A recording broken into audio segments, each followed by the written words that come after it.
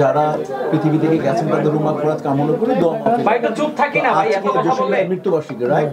এবং পাশাপাশি আমরা যেহেতু আমাদের এখন যে আমাদের এই কমিটি আসার পর আমরা আইডি কার্ডটা মানে আমাদের প্রসেস চলতেছিল, মানে প্রসেস ছিল, এটা কমপ্লিট হয়েছে এবং এইটার পিছনে এই যে যিনি এনএফসি ইনফো কার্ড যিনি কোম্পানি যিনি সিও উনি হচ্ছেন মামুন ভাইয়া, উনি আমাদের কোঅর্ডিনেটর এবং এই কাজটা পুরো কার্ডের ব্যাপারটা অর্গানাইজিং সেক্রেটারি এবং আমার ইসি এবং এই যে আছে আমার ইসি আছেন, এরা কমিটিতে ছিলেন।